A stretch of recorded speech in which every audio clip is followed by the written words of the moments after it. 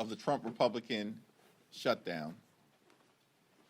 And Democrats continue to make clear that we will sit down with our Republican colleagues anytime, any place, here at the Capitol or back at the White House, in order to reopen the government, enact a bipartisan spending agreement that actually meets the needs of the American people, and address the health care crisis that Republicans have caused that is devastating people all across the country, in working class America, rural America, urban America, small town America, the heartland of America, and black and brown communities throughout America, particularly at this point, given the Republican refusal to extend the Affordable Care Act tax credits.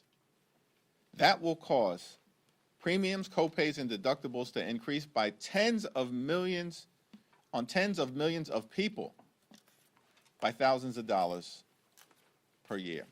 At the same time, Republicans are now threatening to weaponize hunger against the American people and withhold funding for nutritional assistance for children and seniors and veterans and women.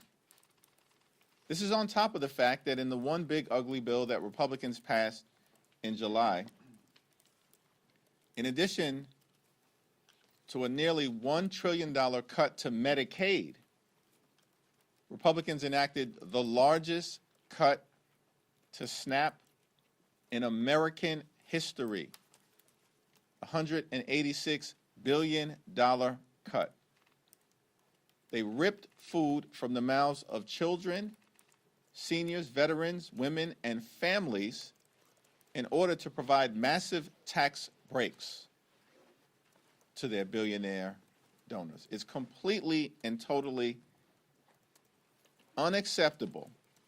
And on top of that, now they're threatening to withhold funding that the Trump administration has in a contingency fund in ways that will deprive everyday, hard-working American taxpayers of the nutritional assistance they need to put food on the table. It's now my honor to yield to the top Democrat on the Appropriations Committee, Congresswoman Rosa DeLauro. Thank you.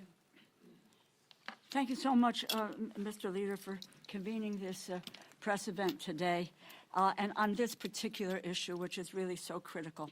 And I want to say a thank you to my colleague, Angie Craig, and as the ranking member on agriculture.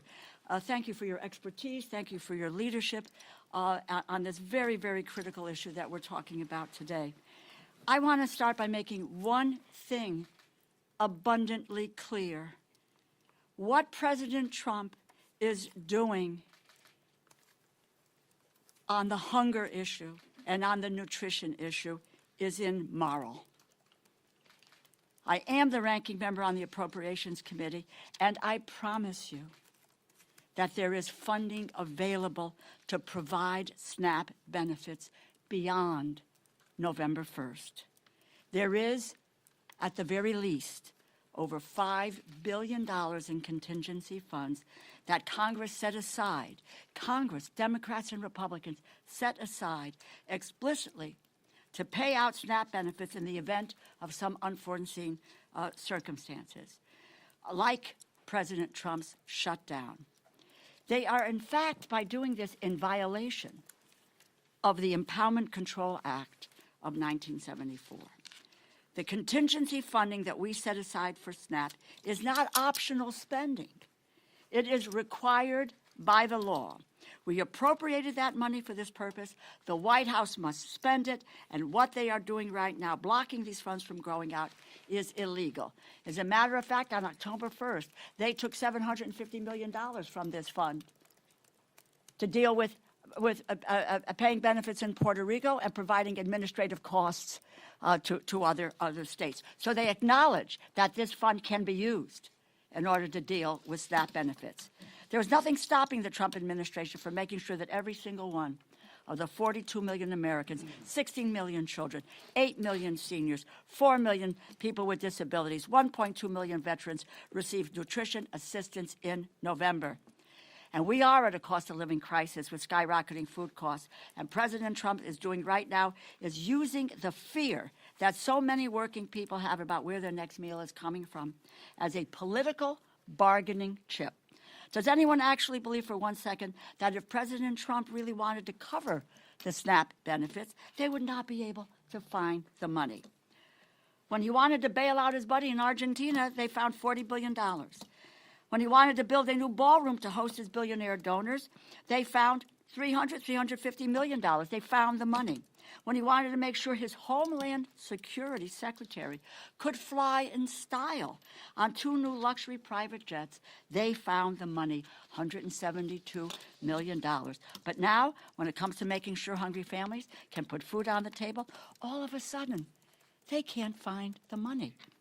And what it costs us every month is $8 billion. And I saw the Secretary, Rollins, this afternoon saying it's at 9.2. I'm trying to find out where she got that number. It's $8 billion to cover SNAP dollars. Is that right, Angie? That's right. Angie knows these numbers by heart. She's now talking about 9.2.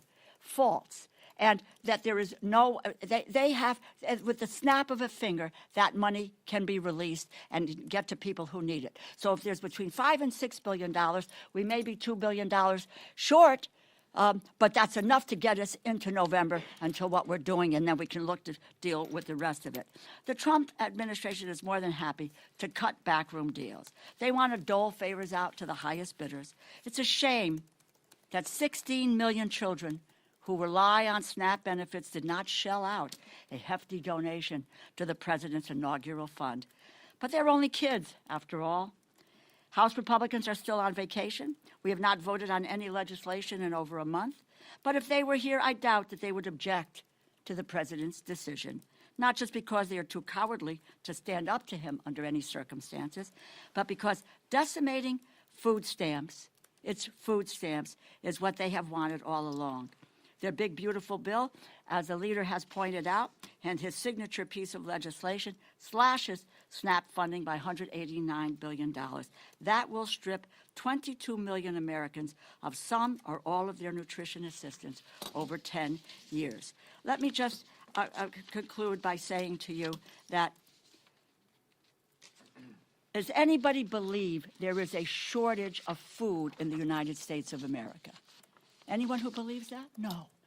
We have an abundance of food here in this country. And the president is required by law to use the remaining money in the contingency fund that Congress appropriated. It's not up for debate. He has the broad authority to transfer funds beyond that to cover the program. If he does not do so, it is because he chooses to not do it. It may be because they don't care about feeding hungry families. I don't deal with food insecurity as a phrase. This is about hungry people. People going hungry in the United States when we have an abundance of food in this country. This is not a game. It's people's lives. We're the wealthiest nation in the world, as I said, with the abundance of food. And no one, not an adult, not a child, not a senior, not a veteran, should go hungry in the United States. Under President Trump and Republicans' failed leadership, it is just one crisis after another. Open enrollment for health insurance begins in 4 days. They have not addressed the health care crisis they created. President Trump and the Republicans should return to Washington, end the shutdown. Vacation is over. We are here, we are working, and we are ready whenever they decide to join us. Let me turn it over now to the really indefatigable and will be chair of the not appropriations, of the Authorization Committee, Angie Craig from Minnesota. Well, thank you so much, Rosa, and thank you, Leader Jeffries. We are here today because President Trump and Secretary Brooke Rollins have chosen to take food away from 42 million Americans. Instead of coming to the table and working with Democrats to find a way to protect Americans from losing their health care, their health insurance premiums increasing dramatically, or both, The Trump administration has chosen to use the security of food in our country as a bargaining chip in a government shutdown. The president can't even be bothered to be in the country while Americans line up at food shelves across our nation. 440,000 Minnesotans alone need access to the SNAP program. The Trump administration has the appropriated funds and legal authority to fully fund SNAP in November, plain and simple. They are refusing to follow the law, and they are cutting food assistance when there are ample funds available, over $5 billion in the SNAP contingency fund, and they have the legal statutory transfer authority to fund the rest. If the president wanted to help feed hungry Americans, he would. He's shown us that. He does whatever the hell he wants to, whether it's legal or not. This is not only legal, but it is the right thing to do. But his actions have shown a callous disregard for America's seniors, veterans, and families with children. Earlier this year, he canceled food orders to food banks, stopping $500 million worth of food from reaching people in need. Food that our family farmers across this nation have grown. Food that they counted on being able to sell to the nation's food banks. The Republicans' one and only priority this Congress has been the big ugly bill, which not only cut health care by $1 trillion, but also cut SNAP by $186 billion, a frontal assault on our most effective basic need food assistance program to help vulnerable members of our community who rely on it to keep food on the table. Now the administration is taking food away from 16 million children, 8 million seniors, and 1.2 million veterans. Their hands are not tied. Their hands are not tied. The law is clear. The law is as clear as this administration's cruelty is as clear. The law is as unambiguous as congressional Republicans' desire to let the ACA tax credits expire. It is unconscionable. It is egregious, and it is illegal. I'm calling on the president to do the right thing and the moral thing, which coincidentally offers him a chance to do something he rarely does, which is follow the law. I'm calling on my Republican colleagues to speak up to your friends in this administration and at the USDA and deliver a simple message. They have the money and the authority to fund SNAP. Hungry Americans are not poker chips. Their health and well-being are not to be gambled with. And I so appreciate the attorneys generals from across this nation, including my own Minnesota Attorney General Keith Ellison, for standing up to this administration earlier today. Stop playing politics with America's hungry children, veterans, the disabled, seniors. Get back to the negotiating table. Open up the government and fund SNAP in November. Thank you. Connecticut joined that suit too, so excited to be with you. We're going to do on-topic questions first around the shutdown, SNAP, and healthcare. My question is for Congresswoman DeLauro on the shutdown. The speaker said that throughout the shutdown the last month or so that appropriators have still continued to work on the 12 appropriations bills. Can you talk about what that work has looked like as lawmakers have been off the Hill? How have your members been able to engage with Republican appropriators in both the House and Senate? Sure. When when the four of us sat down, Congressman Cole, Senators Murray and Collins and myself, that's really now over a month ago, and we came together and we talked about 2 or 3 things. One of them was that what we needed to do was to have the top lines for the agriculture, interior, and the military construction bill. The second thing, and we agreed that we would do that, so we had a number to work to. The second thing was that we would do a bipartisan continuing resolution. A bipartisan continuing resolution. And that would include 2 things. one of which was to take into consider Democratic priorities, because all of the bills that we had seen were just unilaterally partisan.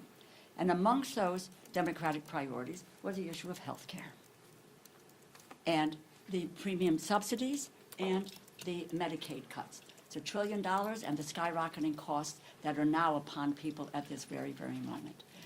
And the other thing that we spoke about, and there was a consensus about this, that what we needed to do was, in the future, when the appropriators came to a conclusion, that would stick, and that we wouldn't have any unelected bureaucrats who were saying, no, money's going here, money's going there, everywhere, except for where it was appropriate. We had consensus about that. Not a few days later, on the table, bang, this is a Republican continuing resolution, and therefore, that's what it is. In the meantime, yes, staff in both the House and the Senate have worked on those 3 bills, and I would just say they have made progress on the bills. But the issue now is coming to the table to be able to deal with the continuing resolution and the issues that have been central to that, which is cutting the costs and canceling the cuts and saving America's health care. Now, you may want to ask, what does that have to do with the bill? Well, the continuing resolution is 91 pages. 67 of those pages are about health care and so forth. So it is the appropriate conversation, and given that those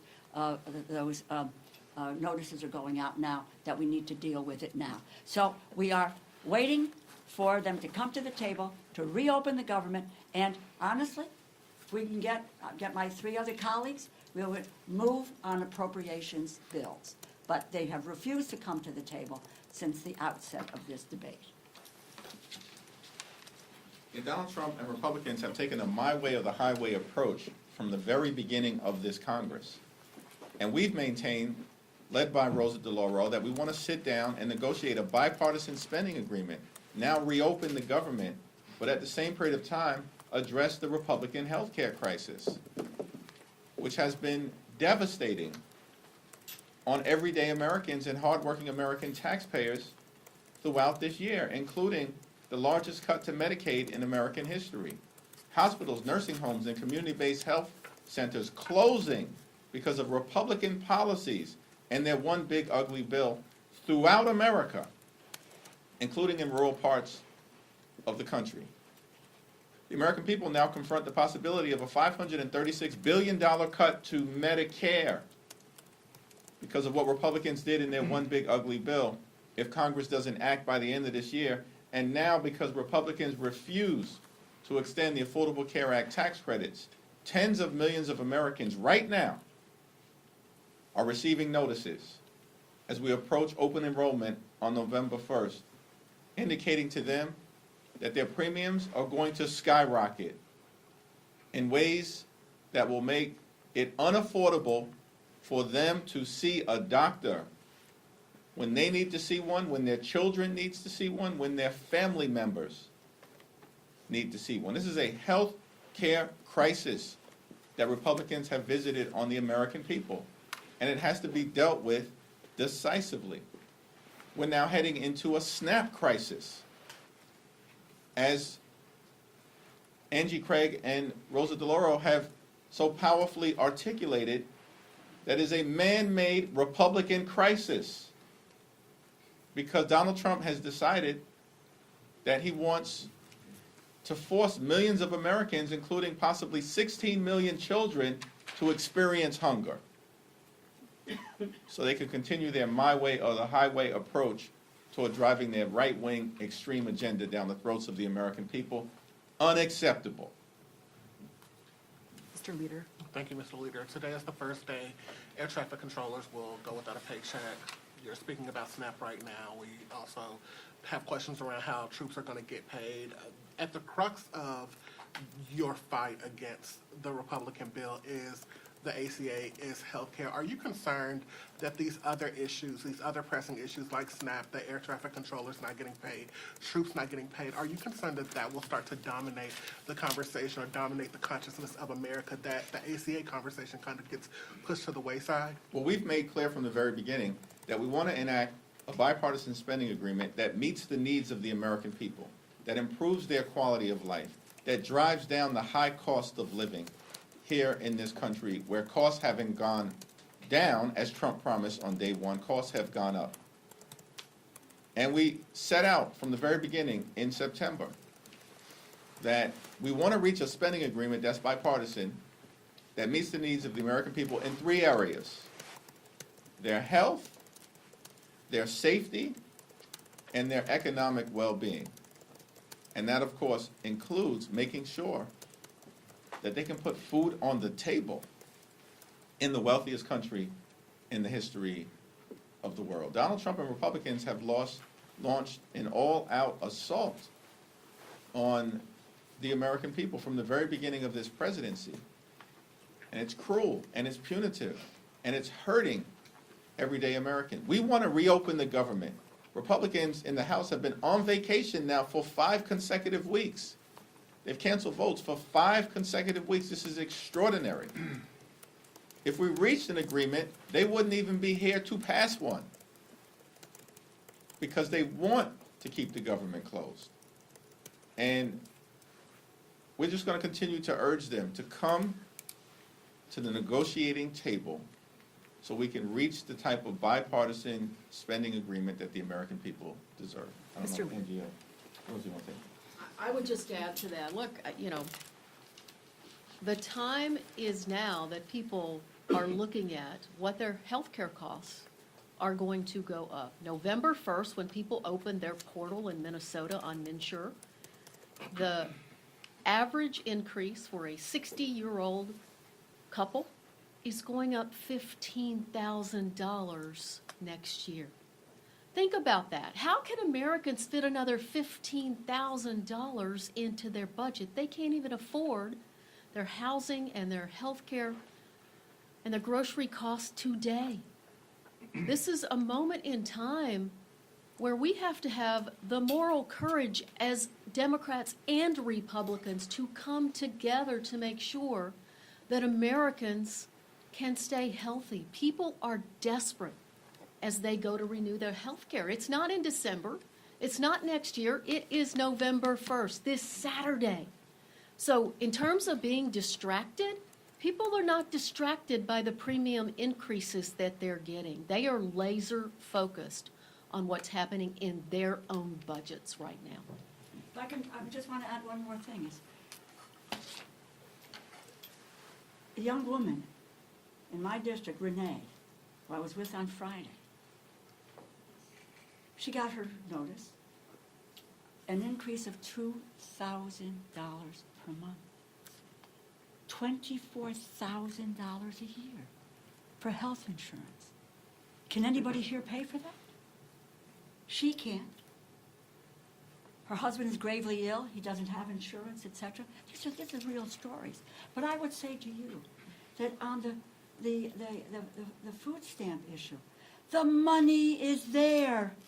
Let us not let them get away with saying that they can't do it.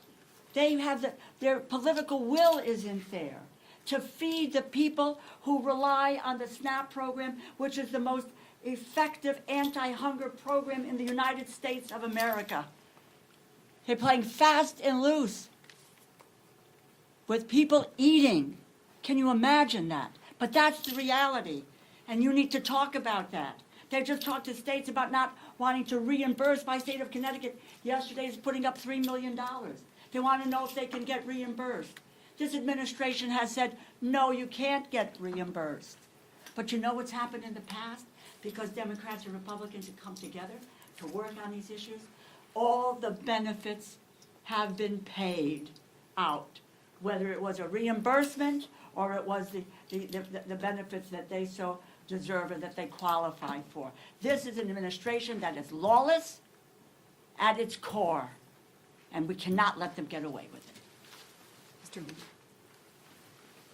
Yeah. So we're almost about 3 days out from where the original Democratic CR was set to expire. Can we expect to see a new Democratic CR with a new date and any other potential policy changes?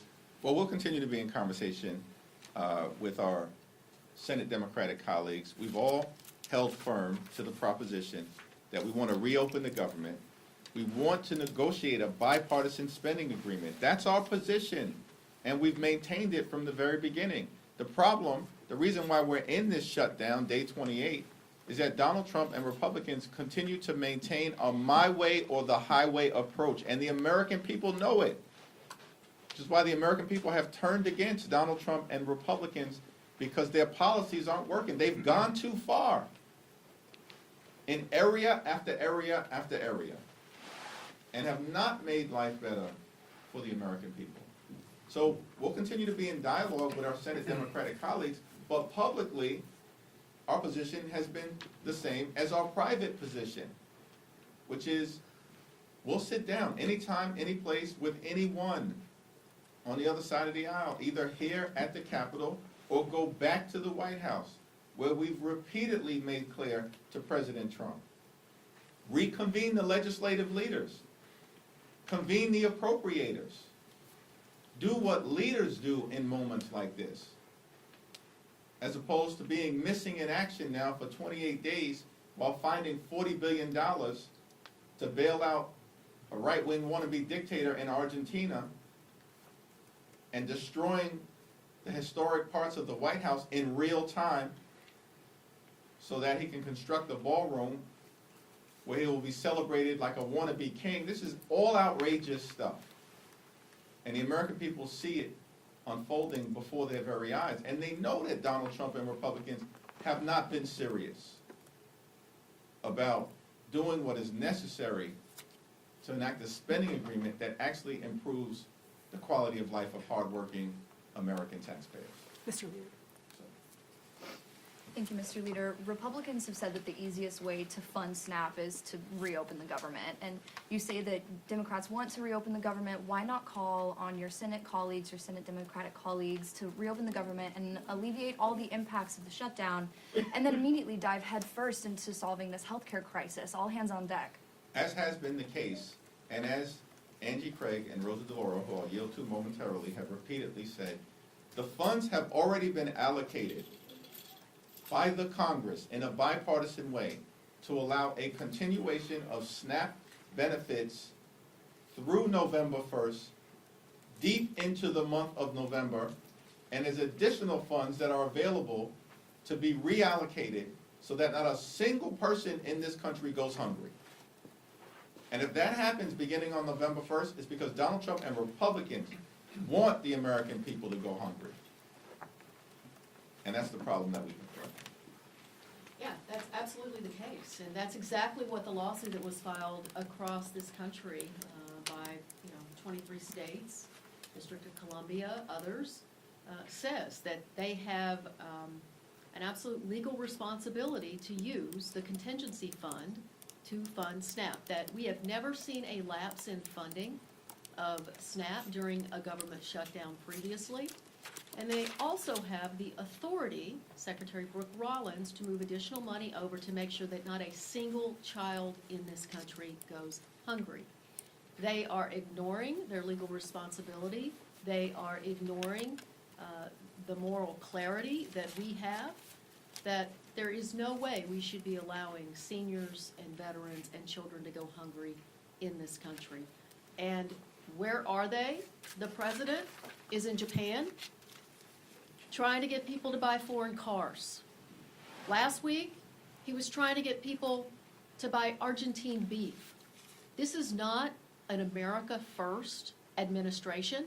These are not America First policies on behalf of this administration. And what people really care about in Minnesota and across this country is what's happening in their own budgets.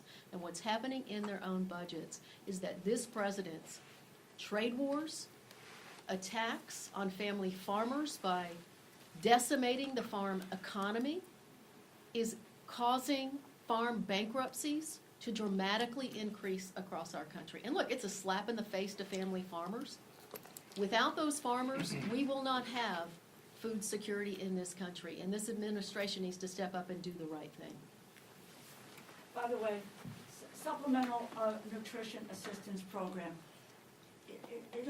We just don't sit here and say, okay, we're going to pass this law today, and Democrats and Republicans are going to agree to that, and the president signs it into law, and then we say, oh, hey, did we really mean to do that? And just to ignore that, which is what is happening. It is in the law. And they are violating the law because they don't have the political will to do it. Because, you know why? Because what they want to do is, as Secretary Rollins did this afternoon on TV, is to say that the Democrats are responsible for taking food out of the mouths of children, or some other, quite honestly, cockamamie excuse that she might have for not following what the law of the land is. But it is, quite frankly, starting with January, there's been an unbelievable violation of the Constitution and the laws of this nation with this administration. But you know, let's stand our ground and let the people know that the money is there. They need to wave their magic wand, and the money will go out in short order. We'll be able to get 42 million people fed in the way that the food stamp program has done from its outset. We thank Congresswoman Rosa DeLauro and Congresswoman Angie Craig for their continued leadership. Thank you. Thank you. This question is for any of the representatives, but now it'll be for you, Leader Jeffries. Mike Johnson and some of his Republican colleagues have pointed out the pain of Americans losing access to nutritional assistance programs, including in his press conference today, although they do blame Democrats for funding health care for who they call illegal aliens. Do you think there's going to be any flexibility for them in meeting with Democrats to address this issue, given they've talked about it? The Republicans passed their one big ugly bill in July. And that bill hurts everyday Americans to reward their billionaire donors. And in that bill, they enacted the largest cut to Medicaid in American history. Hospitals, nursing homes, and community-based health centers are closing all across the country, including in Louisiana, because of what Mike Johnson and Republicans did in that one big ugly bill. And at the same time, they cut SNAP benefits by $186 billion. Donald Trump and Republicans literally ripped food from the mouths of hungry children, seniors, families, and veterans in order to reward their billionaire donors. That's what the one big ugly bill was all about. And so at this moment in time, these Republicans have zero credibility as it relates to the issues connected to health care and SNAP. Because the American people have already seen what Republican policies look like. And that's ripping health care away from millions of Americans and doing the same thing as it relates to nutritional assistance. Our position continues to be clear. Let's sit down. Let's reopen the government. Let's find a path toward a bipartisan spending agreement that actually meets the needs of the American people. But we have to address the Republican health care crisis and the fact that on November 1st, just a few days from now, open enrollment will begin and reality will strike for tens of millions of Americans who receive their health insurance, both from the Affordable Care Act tax credits and beyond,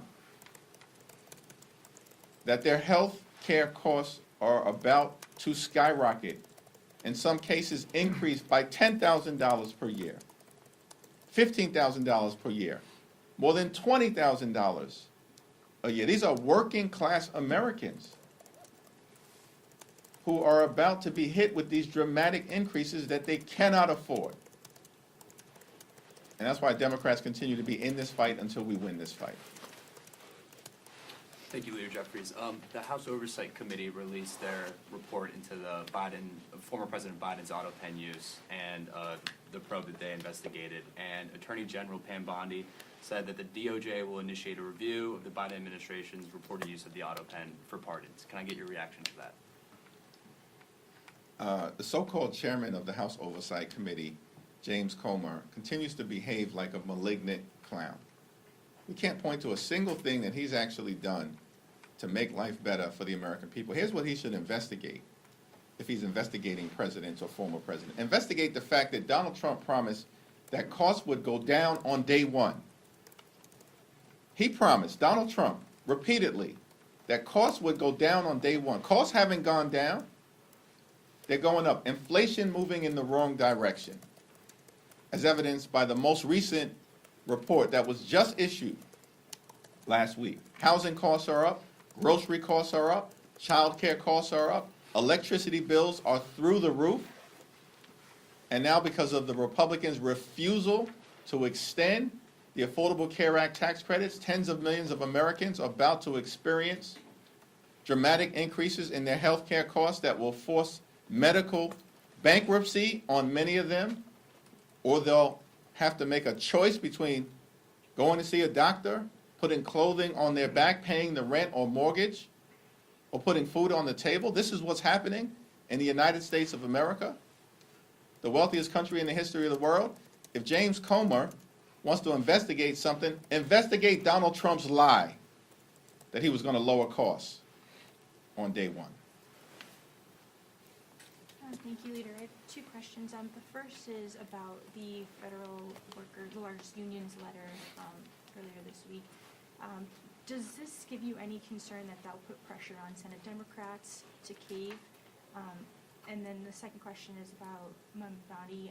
Obviously, you've given him his endorsement. Do you encourage Leader Schumer to do the same? I issued a statement with respect to the mayor's race in New York City last Friday. That statement speaks for itself. In terms of the current situation that we find ourselves in relative to hardworking federal employees, we support them and will continue to stand by them. The Trump administration has fired or let go more than 200,000 hardworking federal civil servants this year prior to the shutdown that they're visiting on the American people. That's what the Trump administration has done. This year, fired more than 200,000 hardworking federal employees. They have been targeting civil servants from the very beginning of this presidency. In fact, members of the Trump administration have said publicly that they want to traumatize federal employees. That's what they've said. That's what the OMB director said. So our position will remain consistent. We want to reopen the government. We want to make sure that every single federal employee gets paid, both the ones who are furloughed and the ones who are essential workers who have been forced by this Trump administration to work without pay because Donald Trump and Republicans continue to keep the government shut down. We know that's their position because House Republicans have canceled votes for 5 consecutive weeks. We know that's the Republican position because the Senate Republican leader because Leader Schumer and Senate Democrats, partnering with House Democrats, have continued to take the same position. We will not support a partisan Republican spending bill that guts the health care of the American people. Third row. Thanks, sir. I'm curious for your reaction to reports that DHS has purged senior ICE officials and wants to replace them with Border Patrol. Are you concerned that this might signal a shift in how the administration is approaching deportations? Well, our view with respect to the immigration issue generally is that we support a safe and a strong and a secure border at all times. And that will continue to be important. We have a broken immigration system and it needs to be fixed. It needs to be fixed in a comprehensive and bipartisan way. At the same period of time, the American people are understandably horrified at the extremism that the Department of Homeland Security has unleashed on law-abiding immigrant families and communities, separating hardworking mothers from their children, in many instances, children who are American citizens. And so it's our hope that if there's going to be a change in personnel, it's actually to enact a more humane approach rather than what we've seen in community after community throughout the country, including in the Chicago area, which is rightly turning off the American people to the extreme immigration policies of Donald Trump and the Republicans. Yep. Do you believe Eleanor Holmes Norton should retire, given mounting concerns over her mental fitness for office? I have not had a recent conversation with Delegate Eleanor Holmes Norton. Obviously, she's had a legendary career. Ultimately, it's going to be her decision, and the people of the District of Columbia to make that decision as to who's best positioned to represent their interests moving forward. Thanks. Just piggybacking off of an earlier question, regarding the Federal Workers Union, Speaker Johnson earlier today, reportedly on the call with his conference, indicated that he thought that that pressure and the SNAP benefits would force Democrats' hand to adjust. What's your response to his supposition that this may change things? And is there any, in your mind, is there an off-ramp? Well, Democrats are going to continue to stand up for hardworking federal employees, as we've done throughout the year, in the face of the relentless targeting of civil servants by Donald Trump and his administration. Federal employees know who stands on their side. It's us, House and Senate Democrats. They've lived the experience of the Trump administration going after them in the most horrific ways possible since January 20th, and we, as House and Senate Democrats, are going to continue to stand up for them. We're going to continue to stand up for nutritional assistance. It's the Republicans who cut $186 billion, the largest cut to SNAP in American history. They just did this in July as part of their one big ugly bill so they could reward their billionaire donors and continue to subsidize the lifestyles of the rich and shameless. It's out of control. That's their track record. That's the Republican track record. And of course, we're going to continue to stand up for the health care of the American people. And I don't know why Republicans think this is a game. This is not a game. This is about the health and the well-being, economically, of the American people.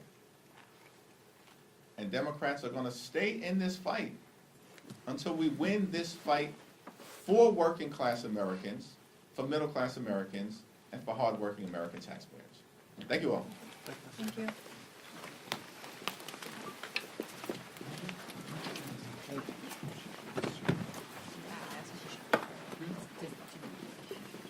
Oh, well, the second part of that is an answer to that.